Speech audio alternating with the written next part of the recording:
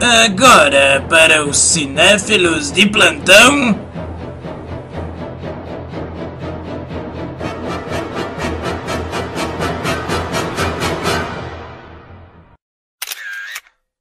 Câmera cega. Hã?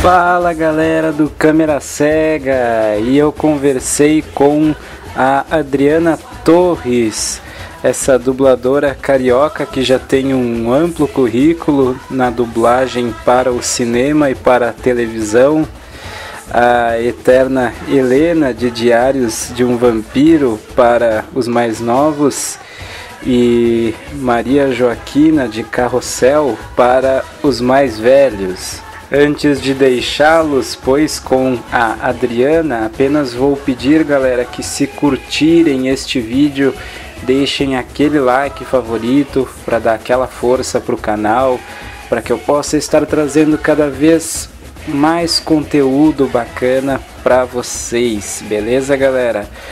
Interaja com a gente nos comentários, será um prazer estar trocando ideias aí com vocês, beleza? Sem mais delongas, então, fiquem aí com alguns trechos da minha entrevista com a Adriana Torres. Um abracéfilo para todos, aquele abraço cinéfilo!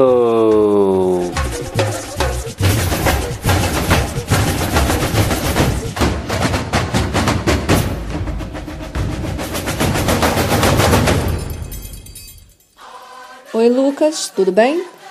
Muito obrigada pelo convite. Eu espero que, respondendo às suas perguntas, eu consiga esclarecer a minha trajetória na dublagem, contar um pouquinho, né, da minha história e esclarecer também, falar um pouco sobre a minha profissão, que é uma coisa que eu curto tanto fazer. Eu comecei a dublar quando eu ainda era criança, com 8 anos de idade. Só que para contar como eu comecei, eu tenho que voltar um pouquinho no tempo. Quando eu tinha 6 anos de idade, eu fiz um teste para Narizinho, do Sítio do Pica-Pau Amarelo, na Rede Globo aqui no Rio de Janeiro. Não fui aprovada, mas a minha ficha com todos os meus dados e a minha foto ficou lá no cadastro deles. 2 anos depois, quando eu já estava então com 8 anos, um belo dia ligam lá para casa e a minha mãe atende e aí perguntam para ela se eu gostaria de fazer um teste para um trabalho novo da Disney de animação, porque a Disney tinha exigido que os personagens infantis fossem dublados por crianças. E o diretor, que pegou essa produção na época, no desespero, porque não tinha criança dublando. Na época, quem fazia as vozes dos personagens infantis eram adultos, foi falar com a produtora de elenco da Globo, que ele conhecia. E ela entregou para ele todas as fichas das crianças que ela tinha lá. E como ele não conhecia nenhuma criança, ele saiu selecionando as crianças para o teste pelas fotos. E uma dessas crianças fui eu. A minha mãe me perguntou se eu queria fazer o teste. Na mesma hora eu disse que sim. Ela me levou lá, eu fiz, passei e esse foi o meu primeiro trabalho. Foi o Caldeirão Mágico. Aposto que vão acordar logo. É melhor contar ao rei Leg Leg. Logo depois desse trabalho, esse mesmo diretor pegou um outro desenho da Disney, que era o Ratinho Detetive. e me escalou já direto, nem precisou de teste para esse trabalho. E aí já fiz um personagem bem legal, uma ratinha. Um trabalho bem legal para quem estava começando, inclusive. E daí para frente eu não parei mais. Você é o pai mais maravilhoso do mundo inteiro. Outros diretores da Herbert Richards começaram a me escalar também. Começaram até a optar por trabalhar comigo para os personagens infantis. E foi assim, comecei aos pouquinhos, né? Às vezes eu ia lá na empresa para gravar só uma falinha, dizer só um papai, papai. E foi assim, foi bem devagar e fui crescendo, né, aos pouquinhos dentro da profissão. Eu não tenho dúvida de que 2 trabalhos foram muito pontuais, muito marcantes na minha trajetória. Um deles foi o Carrossel, a novela mexicana, que teve uma repercussão no país incrível. Marcelina sempre se faz de vítima para que Daniel venha e lhe console. Eu já conheço. Uma repercussão que acho que ninguém esperava. E foi realmente muito legal para todo mundo que estava envolvido no projeto fazer, não só pelos frutos que gerou, mas também pela identificação que o público tinha, que as crianças principalmente, né, tinham com aqueles personagens. Porque a novela tratava de questões já naquela época que são muito discutidas até hoje, principalmente hoje, que é a questão do preconceito em relação ao negro, a questão do preconceito em relação ao gordo, a criança que fica isolada em sala de aula, que sofre bullying ou que está com problema em casa e que acaba ficando isolada em sala de aula porque leva esse problema familiar para o ambiente escolar. E foram questões levantadas importantíssimas na época e é impressionante como até hoje isso reverbera. Pessoas, por exemplo, que me conhecem, que sabem que eu dublei a Maria Joaquina na época, até hoje comentam: nossa, eu me identificava muito com o Jaime, porque eu era gordinho, ou porque eu ainda sou gordinho, né? E na época eu era o personagem que eu mais gostava. Era muito legal o ambiente de trabalho, era um monte de criança na época. Eu já não era criança, né? Eu já tinha 13 anos, enfim, já era uma aborrecente, mas enfim, era um ambiente super legal. A gente se divertia a beça, fazia muita bagunça, era numa época em que todo mundo dublava junto ainda, então a gente passava a maior parte do dia junto, né? O segundo, que é estranho, mas foi realizado muitos anos depois, foi o Rio, a animação do Carlos Saldanha. Ótima! Você é um bicho de estimação. Falar isso é bem a sua cara. Você nunca entenderia. Eu pelo menos não me lembro nesse período, assim, do Carrossel até eu gravar o Rio, de algum outro trabalho onde eu tivesse me sentido tão realizada e tão feliz de fazer. E aí não é a questão só da repercussão ou, né, do sucesso que o trabalho faz. Não entra, para mim, pelo menos, a questão da vaidade, mas por questões que o trabalho do Carlos Saldanha abordou, questões reais, né, da cidade do Rio de Janeiro, essa polaridade que a gente vive aqui, né, da alegria constante e ao mesmo tempo de problemas, né, que a gente tem que enfrentar no dia a dia. Achei fantástico, achei brilhante a forma como ele abordou isso, os personagens super bem escritos, super divertidos, e tá tudo ali, sabe? O Rio de Janeiro tá ali naquela animação, é aquilo mesmo. é muito legal para fazer a gente refletir também, né? E para parar também de ver a arte só como entretenimento. Embora seja um dos focos da arte, tem que ser também um polo de discussão, de reflexão, de questionamento. Para mim é como se eu estivesse atuando ali no lugar daquele ator, né, daquela atriz, no caso, que já fez aquele trabalho.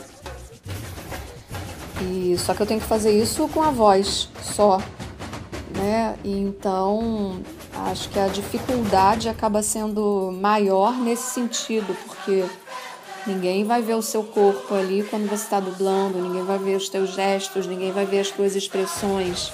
As pessoas só vão ouvir como eram as radionovelas, né? O radioteatro, que os atores eram fantásticos, porque eles conseguiam contar toda aquela história, dramatizar toda aquela história, e quem estava ouvindo acreditava naquilo tudo, acreditava naqueles personagens, porque eles conseguiam transmitir tudo aquilo através da voz. As novelas mexicanas, eu acho dificílimo dublar novela mexicana até hoje, porque você tem a questão ali do idioma, que é muito parecido com o nosso, né? Tem palavras que são exatamente as mesmas, e é impressionante que palavras que são exatamente iguais, quando você vai dublar, aquela palavra em português parece uma outra coisa na boca daqueles personagens, porque eles têm um outro jeito de atuar, dependendo dos atores, eles marcam muito o que eles falam. Então você conseguir tecnicamente colocar todas as palavras naquelas bocarras, às vezes, você ainda tem que tentar fazer isso da forma mais natural possível, né?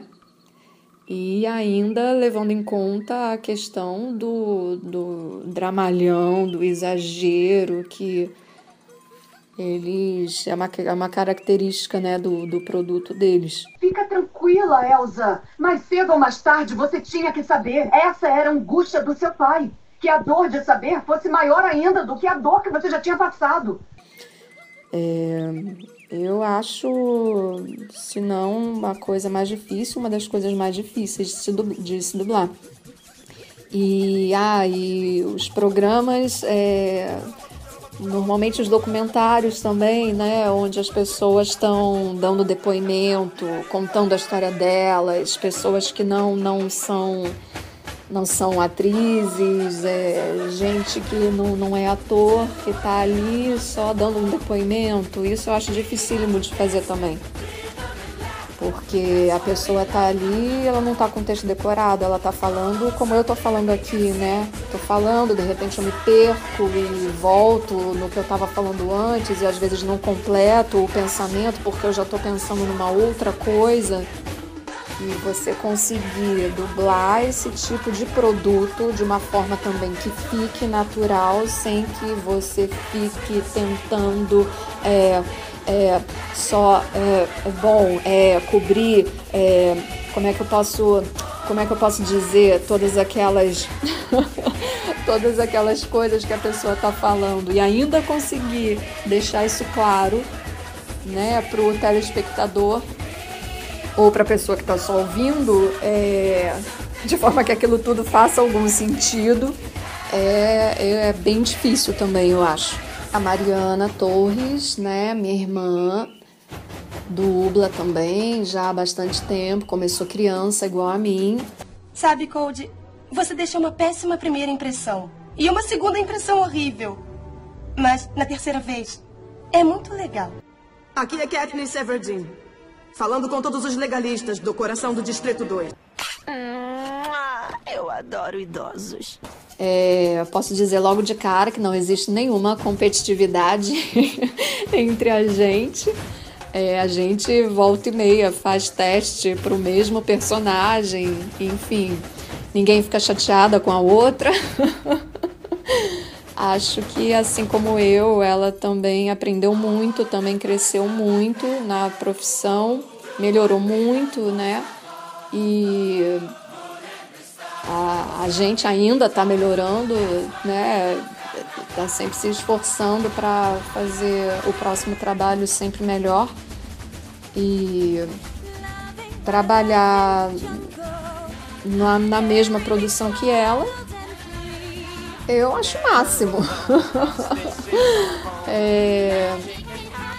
Embora tenha gente que acha que a gente não devesse trabalhar na mesma produção pelo fato da similaridade das vozes, eu discordo, porque para mim são timbres, vozes parecidas, mas timbres diferentes.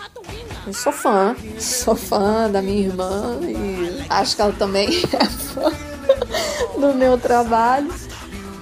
Acho não, ela é fã do meu trabalho, sim. Volta e meia ela tá me elogiando. E é bem legal, bem divertido trabalhar também em família e trocar, né, a experiência.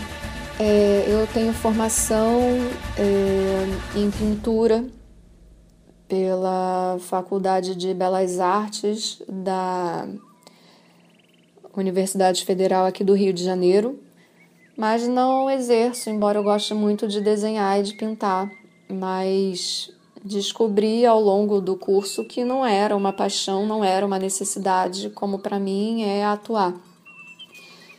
E mesmo durante a faculdade eu continuei me dedicando bastante à dublagem, meu foco continuou sendo a dublagem e foi onde eu me especializei.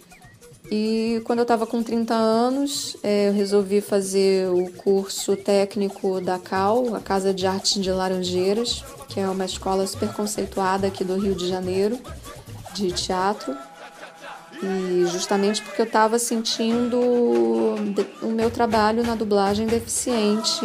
Foi incrível como o meu trabalho na dublagem melhorou absurdamente depois que eu fiz o curso de teatro. E então, além da dublagem, hoje em dia estou fazendo teatro, estou com uma peça em cartaz, Fábrica de Chocolate, o nome. Não é A Fantástica Fábrica de Chocolate. É um texto do Mário Prata, escrito na década de 70, foi escrito logo depois da morte do Vladimir Herzog. Agora em setembro a gente vai fazer 6 apresentações no SESI, pelo SESI, e depois dessas 6 apresentações a gente fica ainda um mês em cartaz, num espaço novo aqui do Rio de Janeiro. Andei fazendo pequenas participações na TV também, nada muito significativo, e por enquanto tô indo devagar também como atriz fora da dublagem. A qualidade da dublagem brasileira eu acho que se atribui bastante pela capacitação técnica mesmo dos profissionais daqui. Em matéria de sincronismo, eu acho os dubladores brasileiros muito bons. E como atores também. Eu acho que a gente tem a história da dublagem aqui no Brasil aconteceu graças às pessoas que vieram do radioteatro, né, que tinham um trabalho fantástico já. E das pessoas que faziam telenovela também. E uma profissão que foi construída com pessoas numa época em que a gente não tinha nem metade dos recursos que a gente tem hoje. Né? Hoje em dia é muito fácil você fazer o mínimo do trabalho, que é sincronizar. Não é a parte mais difícil, embora seja bem complicado até você pegar o mecanismo de como a coisa funciona. Mas acho que a gente tem uma escola de ótimos atores e foram esses ótimos atores que foram pioneiros depois na dublagem, que deixaram, né, o legado, deixaram essa escola para as pessoas que vieram depois. Eu, inclusive, tive a oportunidade de trabalhar com profissionais incríveis, atores, atrizes incríveis, e aprendi muito com eles. E acho que pela diversidade também, né, de vozes, acho que a gente consegue brincar muito com a voz. Tem países onde um filme inteiro, todos os personagens masculinos são dublados pelo mesmo homem, todas as personagens femininas são dubladas pela mesma mulher. Então acaba que, para mim, não é nem dublagem. Para mim, isso é só uma tradução do que está rolando lá no produto, né? Uma dica para quem quer dublar e se tornar um bom dublador é estudar. Não tem outro jeito, né? É ser ator, né? Não existe a profissão de dublador. A gente fala, né? Eu sou dublador, mas porque a gente se especializou num ramo de atuação que é a dublagem. Mas todo mundo que trabalha com isso é ator, tem que ter registro de ator. Então, atuar, estudar artes cênicas, fazer um bom curso de teatro e depois fazer um curso de dublagem, um bom curso de dublagem com bons profissionais experientes, né, que tenham uma bagagem legal para passar, para ensinar para quem for fazer o curso, e saber que dublagem não é um mercado para se ganhar dinheiro, né? Não pode ser o foco. Muita gente hoje em dia vai fazer o curso de dublagem com foco em ganhar dinheiro. Eu acho que nem na dublagem nenhuma profissão é assim, né? Você, para conseguir ganhar dinheiro com aquilo que você faz, primeiro você teve que estudar para chegar até ali. Depois que você chega até ali, você tem que continuar estudando, você tem que estudar mais ainda, se especializar naquilo que você faz para talvez ganhar, né, muito dinheiro. Enfim, que é uma coisa relativa também, né? Ganhar muito dinheiro, o que é ganhar muito dinheiro? Então, acho que as pessoas que vão fazer o curso com esse foco têm que saber que para elas ganharem dinheiro, elas vão ter que ser muito escaladas. E para elas serem muito escaladas, elas vão ter que ser boas naquilo que elas fazem. Senão, né, correm o risco até de se queimar no mercado. Então, eu acho que é estudar. Já chegar no curso de dublagem com uma boa base, né? Saber o mínimo, se você saber ler o texto, você saber compreender o texto, você ter recursos, né? Chegar já no curso com o mínimo de recursos, porque o curso de dublagem não vai ensinar ninguém a atuar. O curso de dublagem vai ensinar você a dublar, já com a bagagem que você traz como ator, como atriz. Então, o pontapé inicial é esse.